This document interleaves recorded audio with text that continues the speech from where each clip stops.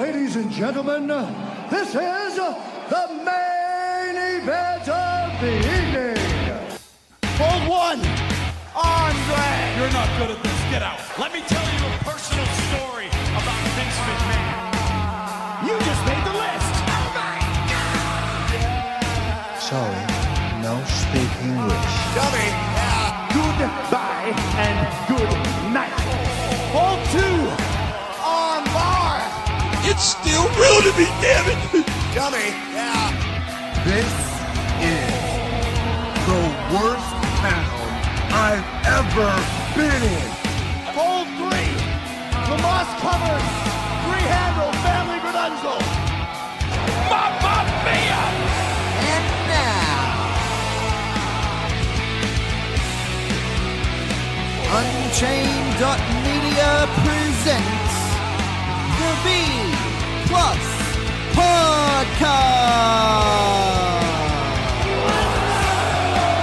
with your host, Greg Unchained. It's me, Austin. It was me all along, Austin. Number 4, Armbar. I will never retire. I still got 200 more. I got 200 more holes to list. All right, ladies and gentlemen, welcome to the B Plus Podcast. I'm your host, Greg Unchained. Today is Sunday. You know what that means.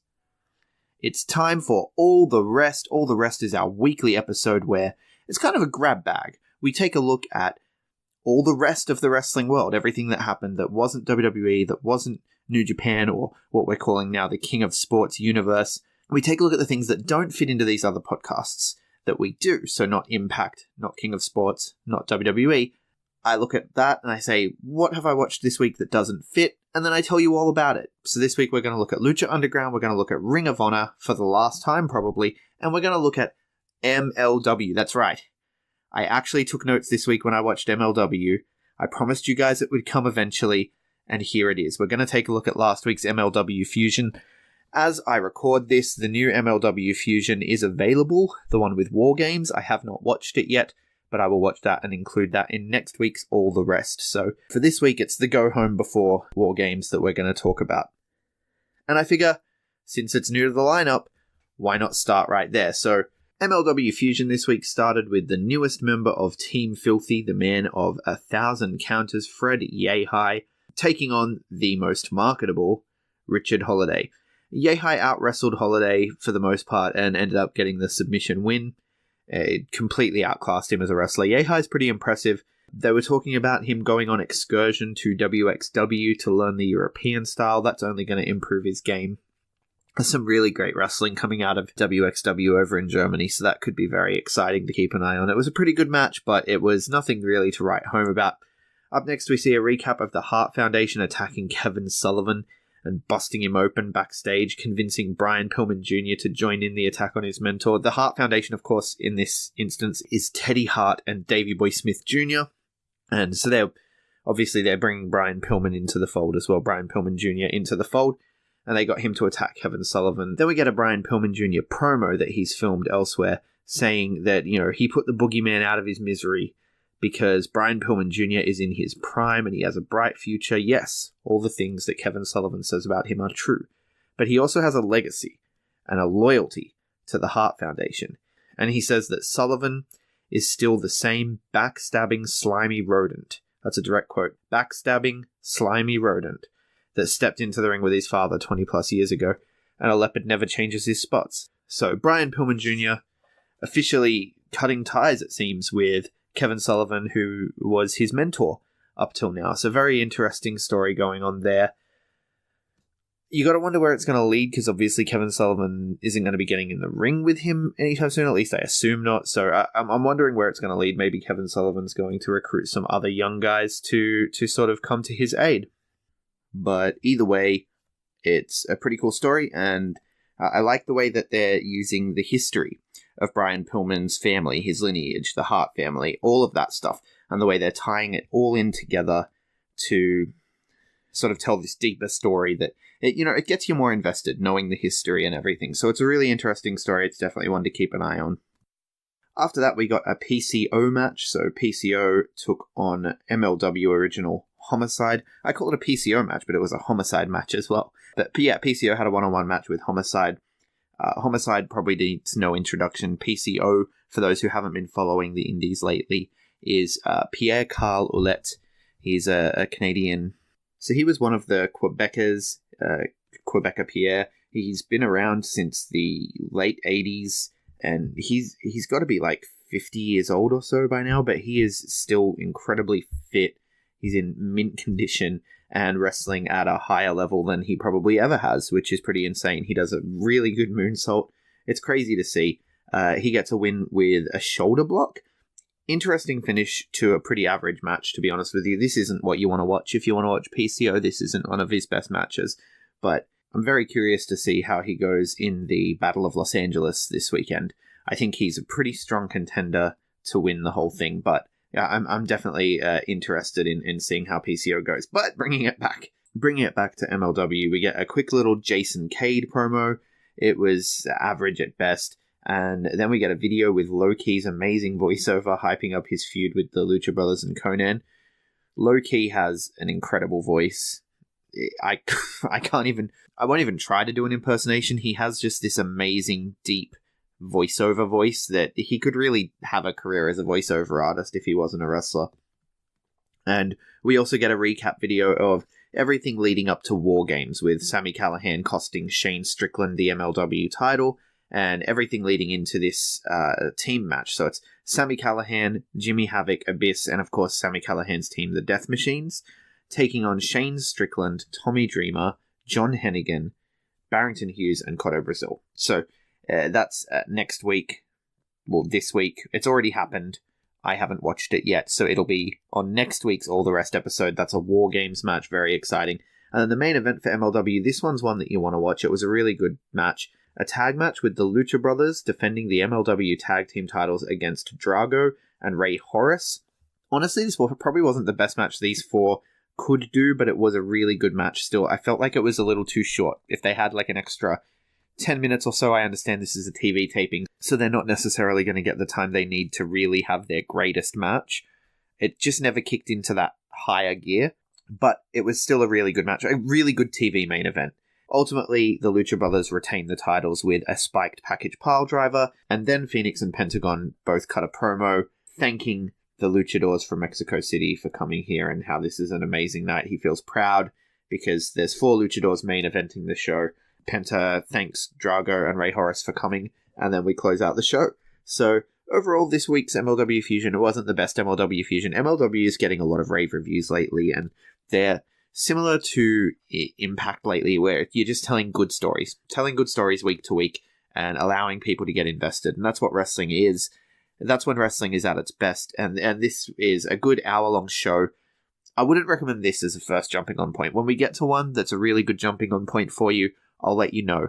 But that's what happened this week on MLW Fusion.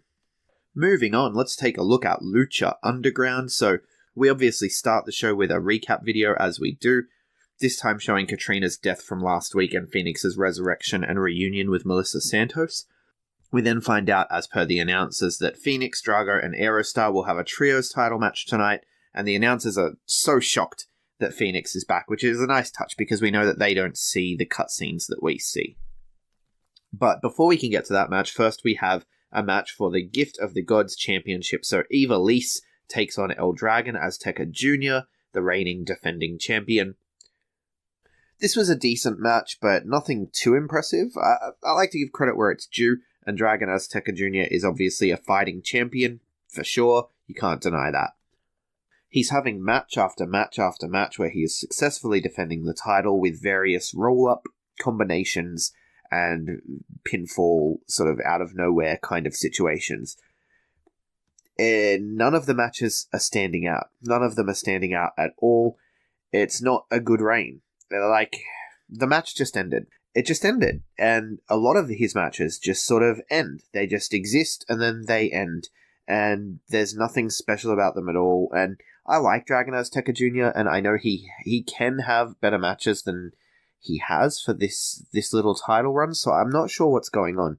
But the real story here was Ivelisse, so after the match she's looking melancholy, but then Exolicious and Joey Ryan come out and they ask her to join them, because she's known for joining random trios. The way Exolicious says it to her as well, it's like got a little bit of a sexual innuendo there, but ultimately she's like, she accepts, and he pitches it to her as, you're looking for gold, so are we, let's go after the trio's gold together. And so she accepts, so I guess we're going to get Ivelisse, Exolicious, and Joey Ryan as a team now. Honestly, I like that combination. I think that's a really, really exciting combination. We know Exolicious and Joey Ryan were going to team up after a couple weeks ago, I think it was. Joey Ryan helped him out, and it looked like they had matching gear already, so it's a very exciting team. And adding Ivelisse to the mix, considering she didn't really have anything to do, she was feeling a little bit aimless for the times she'd popped up this season. I think it's a really good move for her, get her out of that Gift of the Gods chase, and put her into the chase for the Trios title. I'm really happy with that. Up next, King Cuerno is in action, but we don't know who his match is going to be against. So Papa Cueto comes out and says that this is going to be a number 1 contendership match to decide who faces Pentagon Dark next week. And he brings out the man who will face King Cuerno, a man who is just as dominant, just as strong, Mil Muertes. So we get another Mil Muertes versus King Cuerno match. There's lots of history here, obviously. They ended their blood feud at Ultima Lucha 2, that's Ultima Lucha 2, back in Season 2, with a death match, which most people thought ended King Cuerno, but he ultimately returned a year later to steal the Gauntlet of the Gods from Mil Muertes. So this is a classic Lucha Underground rivalry. They fight to the ground. Marty Elias, the referee, he tries to get them back into the ring, but they push him into the audience and continue to brawl up towards the stairs. He rings the bell for the DQ, and Antonio Cueto comes out, says, look, since neither of you seem to want to win, you don't want this match, but in the temple, I don't punish violence, I reward it. So next week, you will both be competing for the Lucha Underground Championship in a 3-way match with Pentagon Dark. They keep fighting towards the back as Pentagon sort of appears where Papa Cueto was and just sort of watches them fight. And that's the setup for next week's title match. We're going to get a triple threat. Mil Muertes, King Cuerno, and Pentagon Dark. That's going to be some can't miss TV. Those 3 cannot have a bad match. Very excited. This could have been a really good match on its own, this one-on-one, but we've seen it before. And I'm glad that they put a kibosh on it and didn't actually give it a proper match, because it would be really good to see a real match from these two with a little bit more build happen again in the future. Then we get the reuniting of the Lucha Super Friends. That's Fenix, Drago, and Aerostar, taking on the Reptile Tribe, represented by Darga, Cobra Moon, and Jeremiah Snake, formerly known as Jeremiah Crane, known elsewhere, of course, as Sami Callihan. Now, right away when they make their entrances, you can tell something is off. Fenix is wearing black gear. He's walking slowly. He's acting differently. We know that last week, Aerostar told Melissa Santos he might act a little strange for a while. He's a man out of time. It's going to take him a while to get his bearings. So Melissa Santos looks kind of concerned about the way Aerostar's acting, but there's not much she can do. Jake Strong comes out. This was really random. So after the Lucha Super Friends come out, Jake Strong comes out and he tells them that if they win, they're going to have to defend their trios titles against him. He doesn't need partners because he is tall, he is strong, and he is a wrestler. And wrestlers beat luchadors every time, according to Jake Strong. The crowd did not like that, which made me very happy, because I've said from the beginning that this guy's a goddamn heel, and I don't understand why the crowd are doing the Strong chant and cheering for him when he's a jerk. He should be booed, and he finally got booed with that one, so that was really good. He disappears, I guess. He doesn't even stick around to watch the match, and out come the Reptile Tribe. Fenix is acting strange throughout the entire match, and ultimately the match ends when Fenix turns on Aerostar and kicks his head off. And Melissa Santos is like pleading with him from outside the ring, and he hits the Violet Driver. Snake comes in and hits the Underhook Pile Driver, retains the 6-man titles. So Cobra Moon does the announcement instead of Melissa Santos, because Melissa Santos is sort of trying to talk some sense into Fenix. He snaps at her and grabs her and throws her to the ground. And he's looking dazed. Like, he's just looking like he's got that 1,000-yard stare, similar to Drago when he was under the control of Cobra Moon. And the announcers brought that up too, and it was almost like, is he under the control of Cobra Moon now? Has he just joined the Reptile Tribe? I don't think so. I think this is more to do with the Man Out of Time stuff that they're doing too, because he's just been revived from the brink of death. I mean, he died, but it was only for a matter of seconds because of the time travel, but Aerostar took him from that point in time and brought him forward. So now he's a little disoriented, and I guess he needs to get his bearings.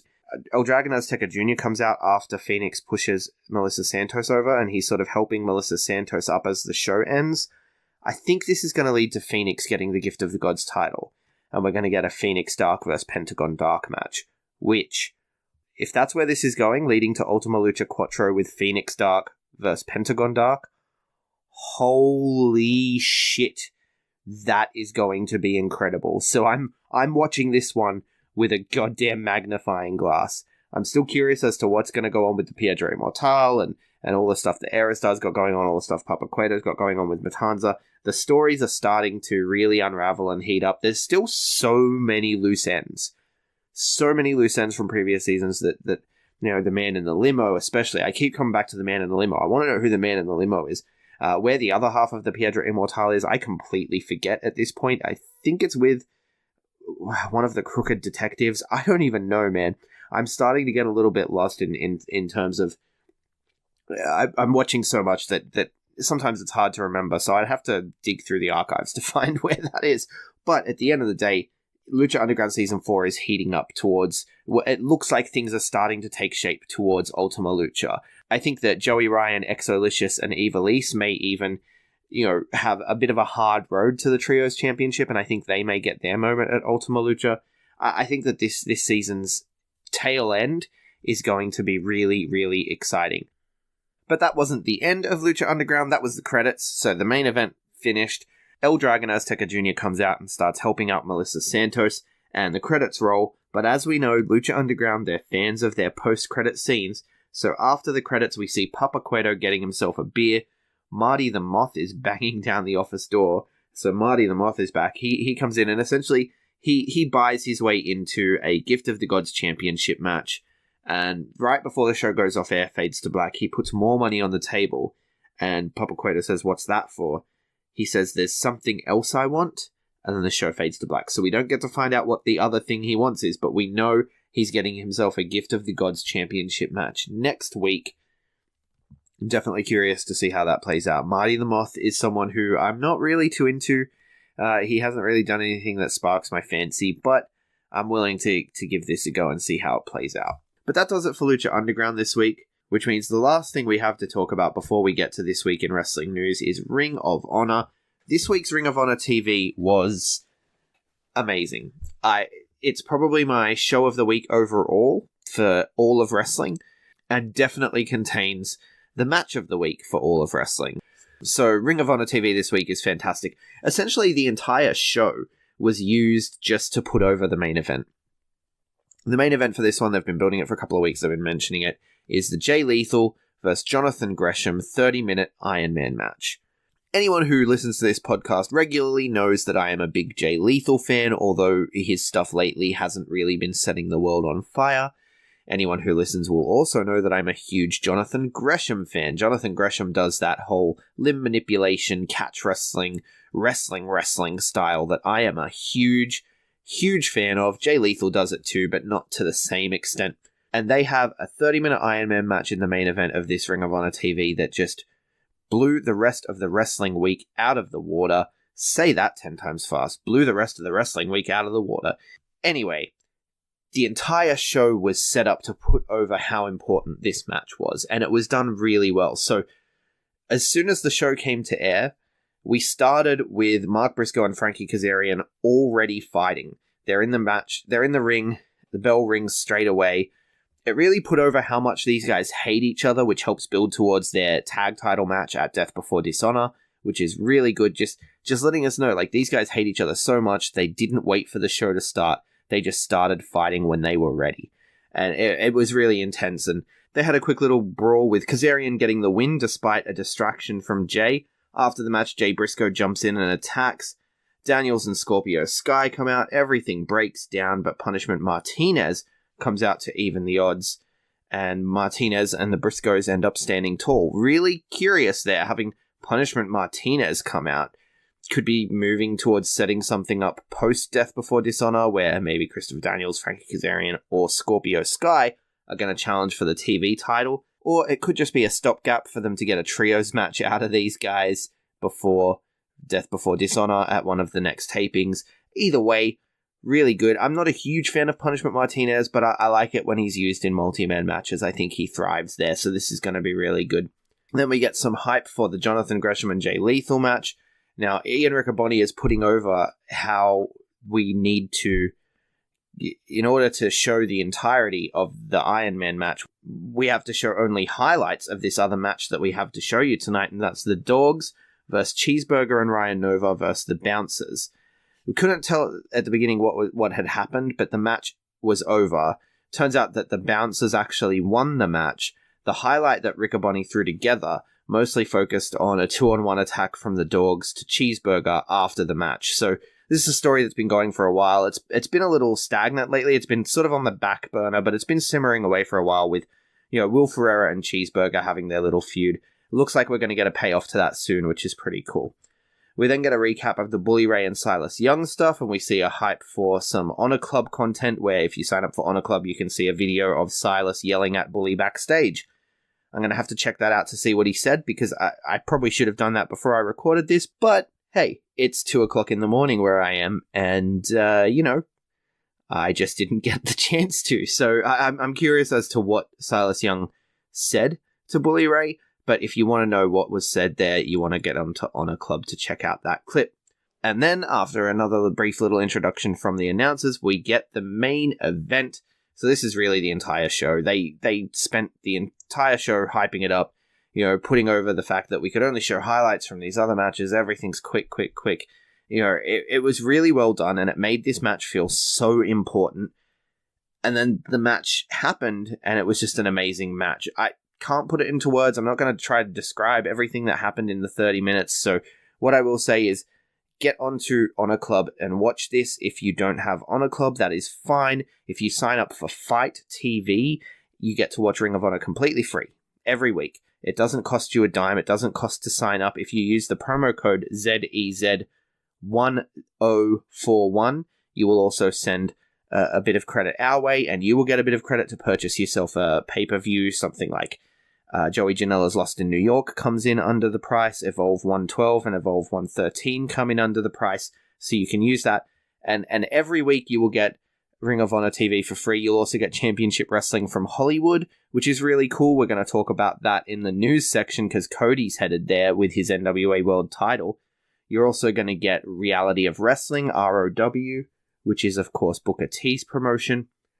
All of these air weekly shows on Fight TV. There are some others as well that I don't watch, but what I'm saying is you need to watch this match, so go out of your way, sign up for Fight TV, and watch this week's Ring of Honor so that you can watch this match. It was amazing. You get to 15 minutes and there's still no falls. Gresham's targeting the left arm of Jay Lethal to take away the handspring so that the lethal injection's less effective.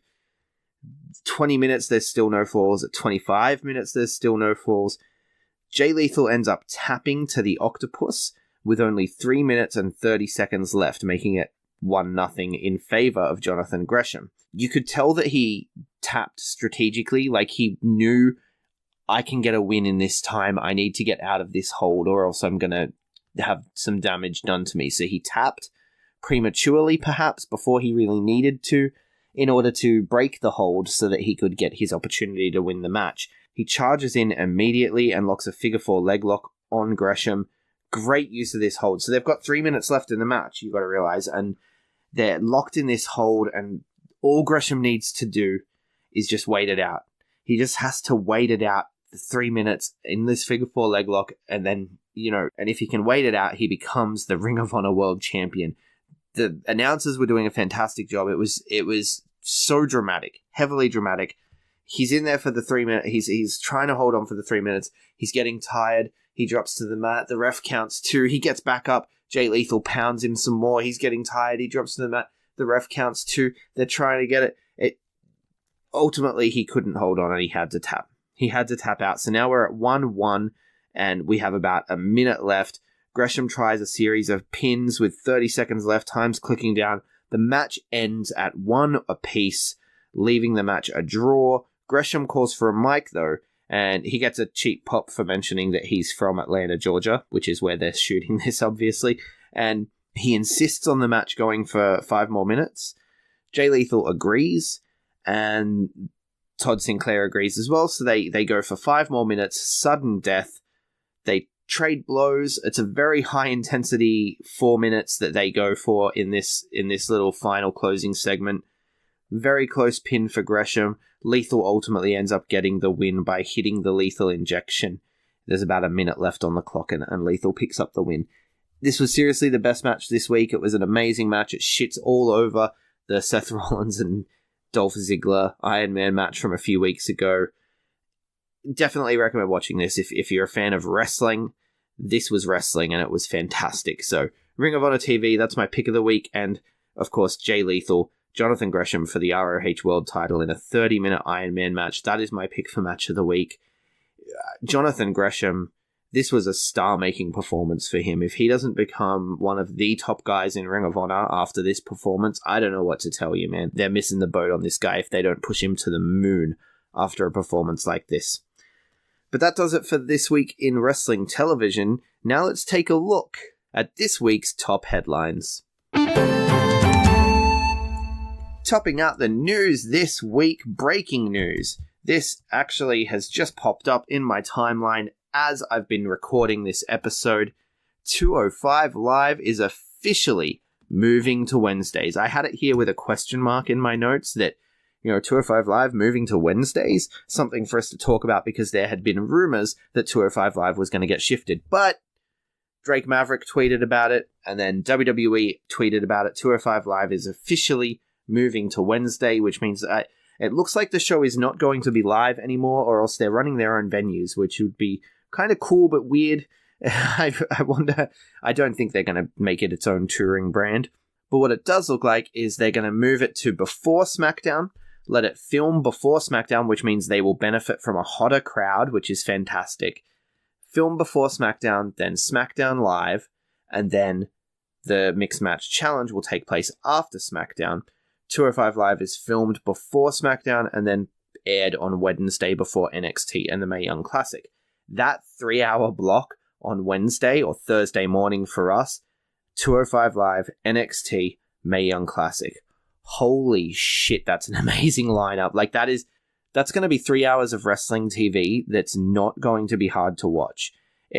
And you got to wonder, watching these 3 shows back to back, you got to wonder, like, where does Raw go wrong? But, it is what it is. At least we're still going to get to see 205 Live. I had speculated on The View from the WWE Universe this week that maybe 205 Live is headed away. Maybe it's not going to, maybe we're not long for this world with 205 Live. But it looks like it's still alive. They're moving it to Wednesdays. Hopefully they move it to Full Sail and give it its new life there. Or it would be really cool to see them actually take NXT Live, a women's show live, and 205 Live, and have it be a third night of live programming just for the network, and have that be a touring brand.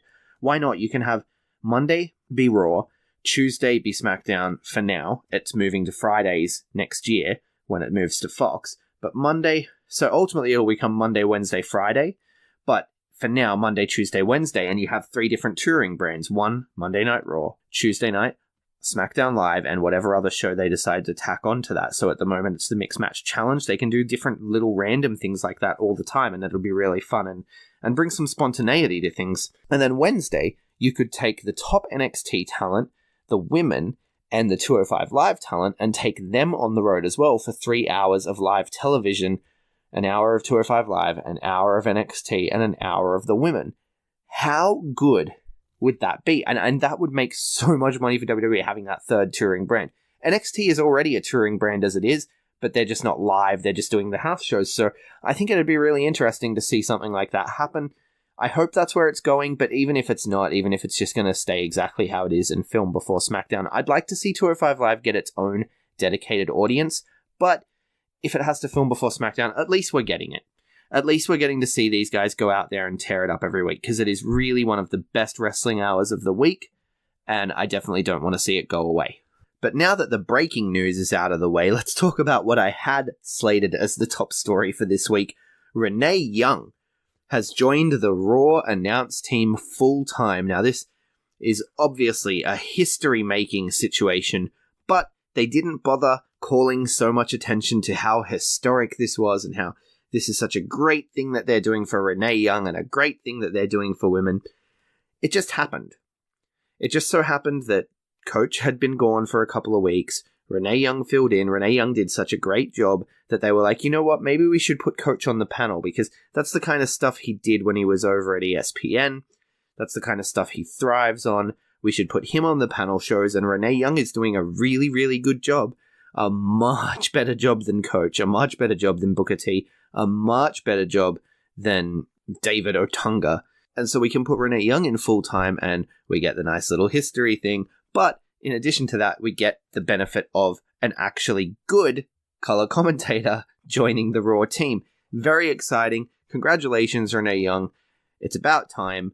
I've been saying for years that Renee Young should be in this position. Back when she used to announce for, I think it was Superstars or Main Event. I can't remember which one. She was on one of those B shows that I used to have to watch because I ran a fantasy WWE league, and I had to watch every single hour of programming they put out, including, Superstars.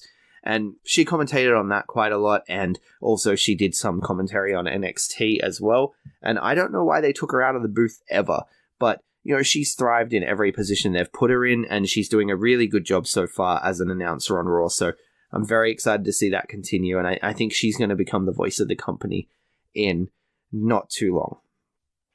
I honestly believe that. I honestly believe that she could become the next JR, the next Michael Cole. She could be the main voice for the company in the future.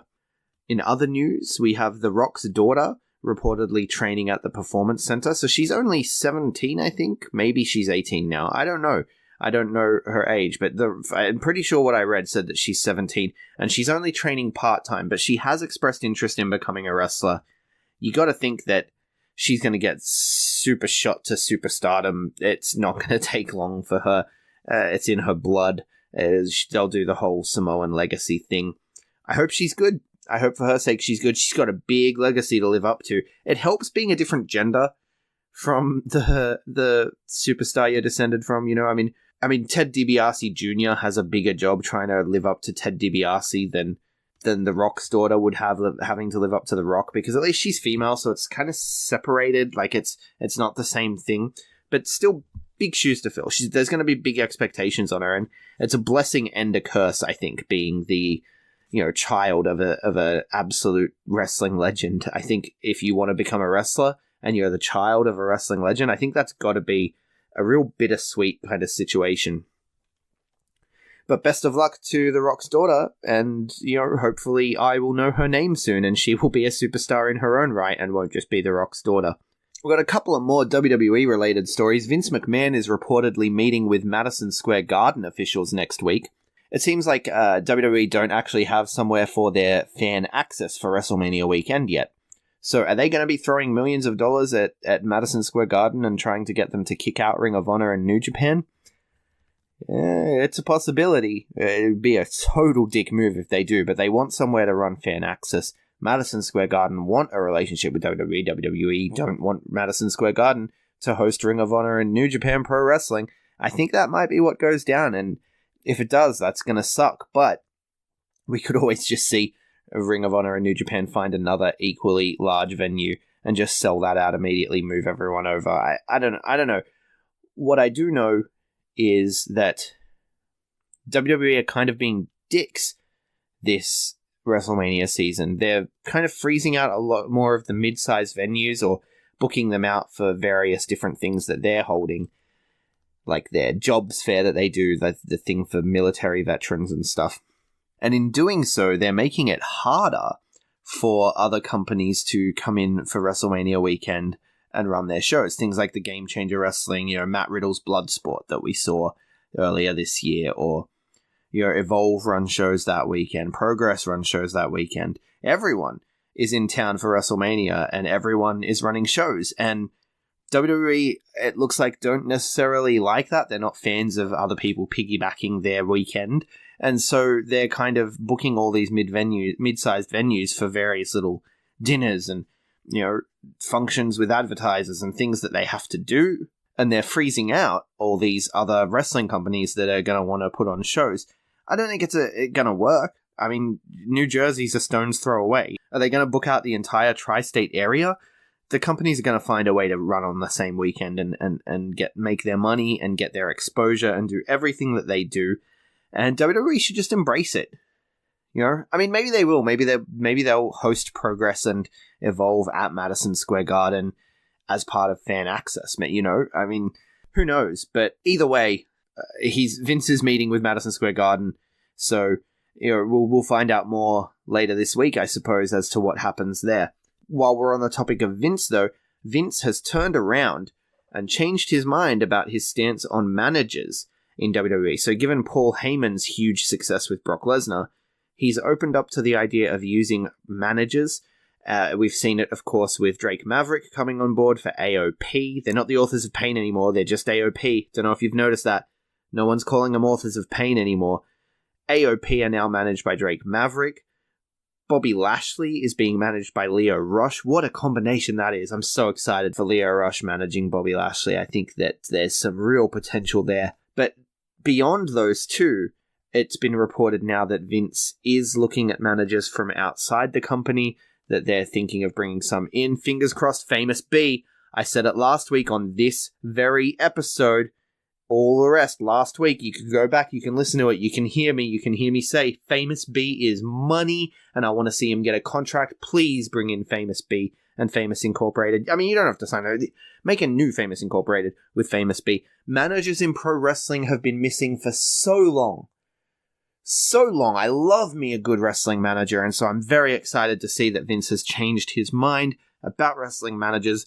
Big thank you to Paul Heyman for being so damn incredible and being able to change Vince's mind on this. Paul Heyman, of course, who we know now is working behind the scenes creatively in WWE. So since Brock Lesnar has gone away, he is no longer on camera. They have decided to have Paul Heyman stick around in a creative capacity.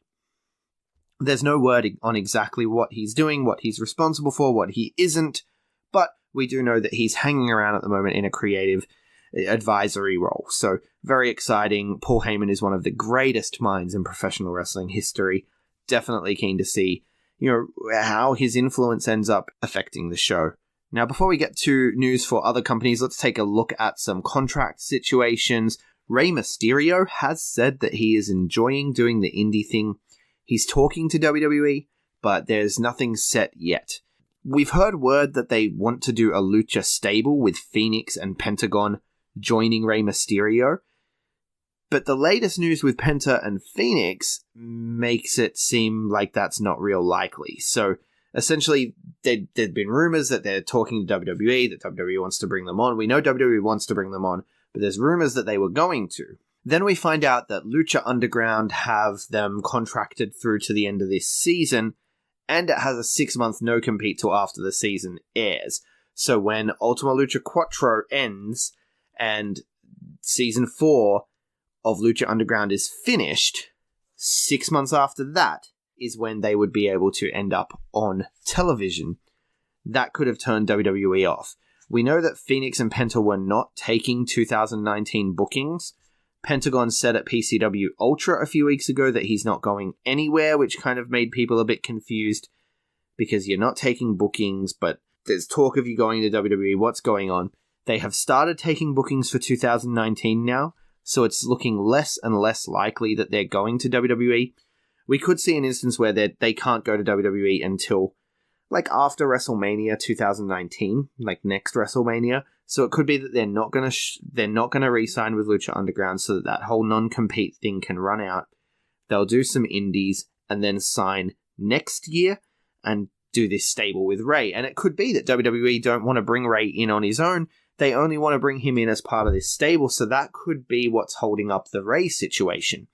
This is pure speculation on my part, just based on grabbing rumors from here, grabbing rumors from there, and sort of putting it together in my mind and saying, well, look what's happening here. The Rey Mysterio thing was supposedly happening, then it's not, then it is, then it's not. The Penta and Fenix thing is happening, and it's not, and it's happening, and it's not. It looks to me like WWE really want to bring them in as a package. They've not been able to get it to work, so Rey's going to continue doing his indie thing in the meantime, which is good for everyone else. It's good for us as fans. It's good for him. He gets to make his money. He gets to have fun. He says he's having a lot of fun doing it because he gets to pick when he works. He gets to pick where he works. He gets to pick who he works. He said in this same interview that if he wanted to work Kenny Omega tomorrow, he could. It's really exciting to see guys having that kind of freedom. You know, Jericho's talking about how it is the most fun time ever in the history of wrestling to not work for Vince McMahon. You know, when he's saying things like that and Rey's saying, I'm having a lot of fun doing the indie stuff and we're talking, but nothing's set yet. It's exciting. You know, it's exciting that we're going to get to keep seeing these guys outside the WWE banner. And, you know, maybe we'll see the Lucha stable form next year. I'm curious to see where it goes. In other contract news, we got word this week that WWE and New Japan Pro Wrestling are both interested in Impact Wrestling's Killer Kross. He's not just Impact Wrestling, he's in AAA as well. He's Conan's boy down there. He is in Lucha Underground as the White Rabbit, although he hasn't done a lot there, but we know he's there. And he's also in Impact as Killer Kross. He is aligned with Austin Aries and Moose. What a crazy dominant faction those guys are set to be. And now WWE and New Japan Pro Wrestling are both interested in him because of his size, because of his look, because of his talent. I do not blame them. This guy is money. This guy has star written all over him. I hope he stays outside WWE for now. I kind of want to see him do more. But, you know, I wouldn't be surprised. He's the kind of guy that will really thrive in the WWE environment. I would not be surprised to see him showing up on NXT.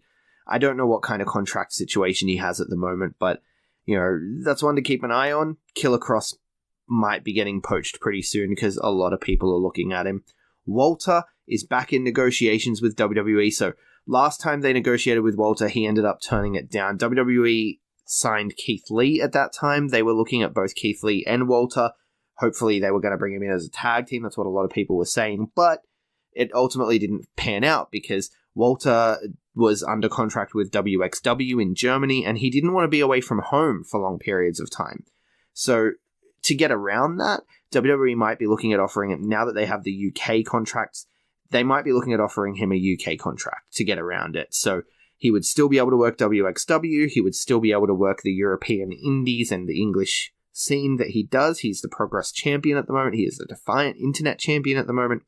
He'd be able to keep doing those things with the WWE-approved companies and WXW, and then they'd fly him in to do NXTs and takeovers and all that sort of thing as one of their UK guys, similar to what they've done with Pete Dunne. Walter, if anyone's going to take the UK title off Pete Dunne, Walter's your man. Like, that's... because Pete Dunne has been built to a point now where, holy crap, who could possibly take the title off him? None of the UK guys they've got so far would be able to take that title off him. Walter could do it. He could come in as a surprise entrant for a number one contendership tournament and just destroy everyone and then go on and destroy Pete Dunne, and then you have this compelling character at the top. Very interesting. I kind of hope he does sign, but I definitely hope he signs as a WWE UK guy, not as a WWE proper guy, because I don't think he'll get used. I think he'll get used really well in NXT, but I don't think main roster WWE is the place for Walter.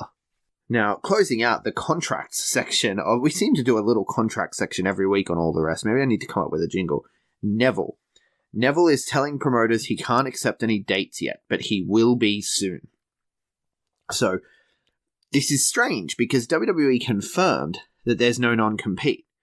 He's able to work dates legally on the WWE side, so is this some kind of injury that he's suffered in training? Is it something else entirely? Is it something like, you know, he's made a deal with, say, New Japan, for example. He is the next Bullet Club member. He's made a deal with New Japan, and he can't debut anywhere else before he debuts there first because they want it to have maximum impact, so they've paid him a bonus or something like that in order to make sure that he goes there before he goes anywhere else, and he's just sort of waiting for them to give him the call.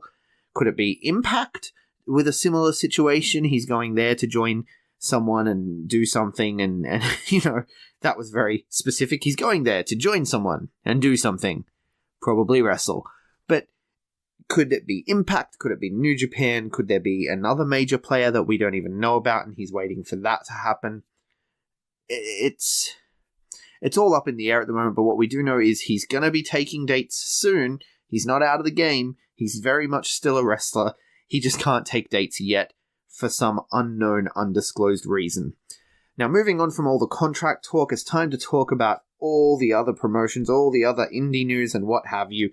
Impact Wrestling has sold out the Melrose Ballroom that's in New York City on October 14th for Bound for Glory. It's a sellout. We're a few weeks away and it has completely sold out. Now, Melrose Ballroom only seats about 1,200, so it's not that impressive, but it's still impressive. Being able to put sold out, being able to have the announcers say sold out, is still a big deal. It comes across on TV as a big deal. It comes across in the press as a big deal, because the headline isn't Impact Wrestling sells 1,200 tickets. The headline is Impact Wrestling sells out Bound for Glory. And that's a fantastic headline, because it makes people think, oh, Impact, people are getting into Impact. I should get into Impact. It's that real FOMO, fear of missing out. Oh, why are so many people buying tickets to Impact? I need to get a ticket to Impact. And then it gets bigger and it gets bigger and it grows and it grows. Really good stuff for Impact Wrestling. Congratulations on selling out Bound for Glory. Very excited for the show. Hoping it comes out good. Hoping it comes out well in the end. The card's looking a little bit... the build's a little bit soft at the moment, but I imagine things are going to heat up in the coming weeks. And that is a discussion for the Impact Zone podcast, and that's on Monday. Today's still Sunday, so let's talk about all the rest. Cody has had a long Twitter exchange with Tama Tonga. It all started when Tama Tonga said the Bullet Club are hiring, the Bullet Club are recruiting, and Cody fired back with, no, we're not, we're fine, we've got all the guys we need, and we got a queen over here too, we don't need anyone else. Tama's obviously claiming that they're the real Bullet Club. Cody's claiming that the Elite are the real Bullet Club. And they went back and forth a bit. Brandy got involved. And, Tama was just like, excuse me? Who are you? Do you even wrestle? Turns out the Bullet Club are looking to hire chicks as well. Really exciting stuff. Fun little exchange. I can't remember all of it. You'd have to go back to... I think some of the tweets have even been deleted. But one of the most interesting ones was Cody telling the BCOGs to go to NXT already. Just hurry up and go to NXT already.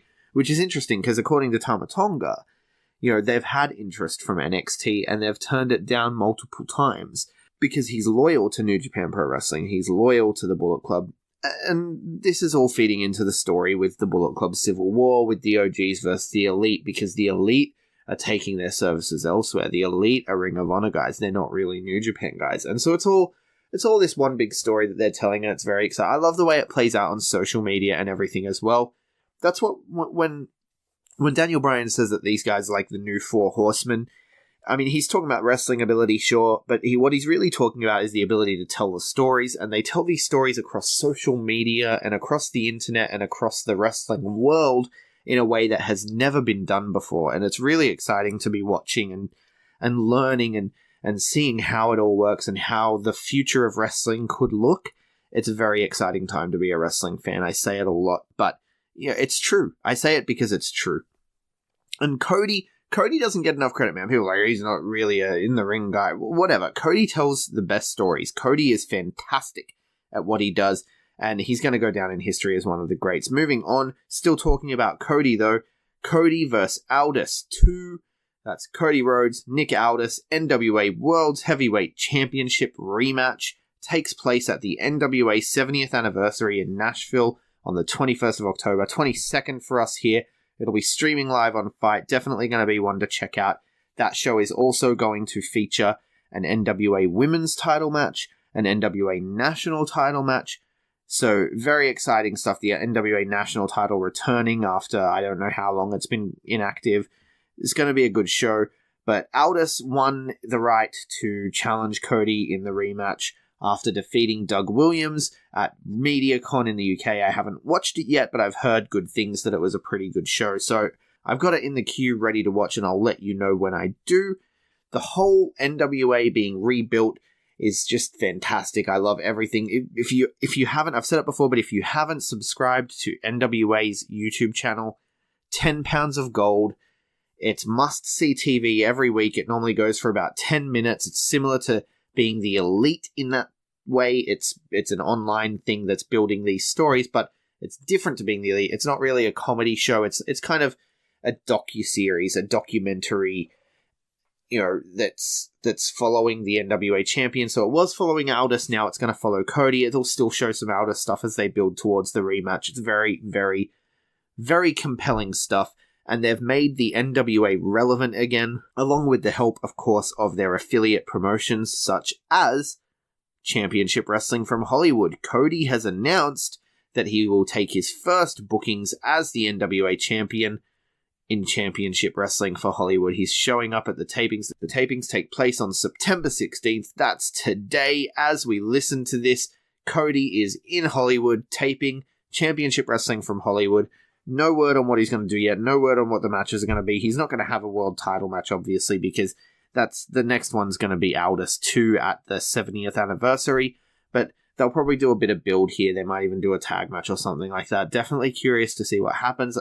All of a sudden, Championship Wrestling from Hollywood has become must-see TV. And that's all thanks to Cody and the NWA World's Heavyweight Championship. Once again, I mentioned it previously when I was talking about Ring of Honor and how you need to watch this week's Ring of Honor. Championship Wrestling from Hollywood is free on Fight TV. If you sign up for Fight TV, it costs you nothing at all. Use the promo code ZEZ1041. That's going to get you $15 to go towards a pay-per-view like Joey Janela's Lost in New York, like Evolve, like any of those pay-per-views that are $15 or under. Pro Wrestling Eve, Wrestle Queendom from earlier in the year.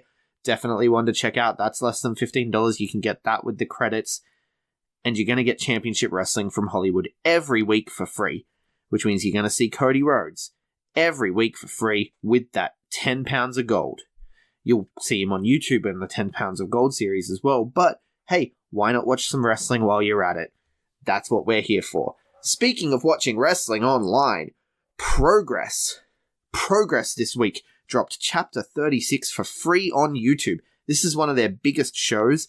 It has an absolutely stacked lineup on this show. It's from a couple of years ago.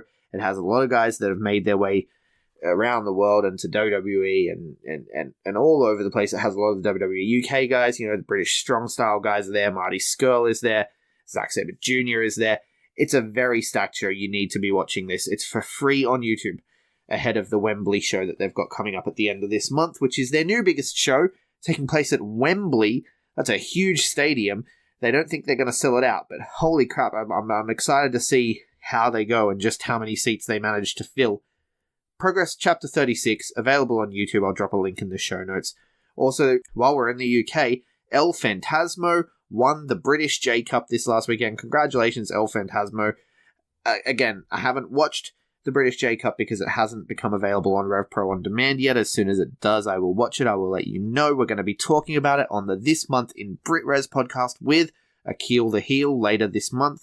Hopefully that'll be coming next week. I haven't really scheduled it yet, but it is coming, and we will be talking about the British J Cup, so keep your eyes peeled for that one. Also in England, Frontline Puro. This is the last thing we have to talk about. This is something I'm really excited about, something I cannot wait to watch. In fact, I think I'm going to pull an all-nighter tonight. I'm not feeling too tired.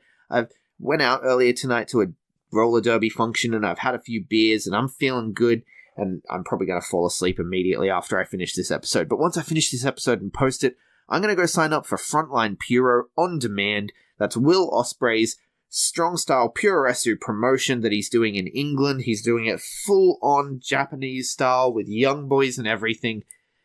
The first 2 shows are now available on demand. It's only $6 a month. What a steal. For that price, you cannot go wrong. You're going to get a show every month, $6 a month. Can't argue with that. Frontline Puro. I will drop a link in the show notes. And that does it. That is all the rest of weekly wrestling TV. It is all the rest of the wrestling news. If you like what you heard, please hit the subscribe button. We talk WWE on Saturdays, all the rest on Sundays, Impact on Mondays, King of Sports on Wednesdays. The Ring of Honor talk that you heard today, that stuff's going to move.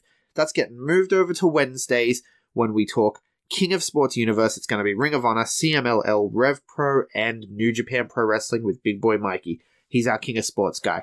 So the Ring of Honor, I'm going to phase Ring of Honor out, and MLW is going to take its place on All The Rest, where it should rightly be. But we also do bonus episodes like this month in Puroresu, like this month in BritRes, like various interviews, and we do all kinds of things. Previews for big shows here in Australia. We'll probably do a big preview for MCW New Horizons pretty soon, when we have more details before the actual event. So there's a lot of wrestling content for us to talk about. There's a lot of wrestling content for you to listen to if you just hit that subscribe button, because you love wrestling. That's why you're here. You love wrestling. So you want to hit that subscribe button. You want to leave us a 5-star review to help us get the word out. You can find me on various social medias. I am at GregUnchained on Twitter, at the GregUnchained on Instagram. We collectively are known as the B Plus Wrestle on Twitter, because wrestling wouldn't fit the B Plus Wrestling everywhere else. That is Facebook, Instagram, Spotify, YouTube, you name it. We're there, taking over the world. Like, share, subscribe, leave a 5-star review if you feel so inclined, and as always, thank you so very much for listening. Hold one. Arm drag. You're not done with this. Get out. Let me tell you a personal story about Vince McMahon. You just made the list. Sorry, no speak English. Dummy.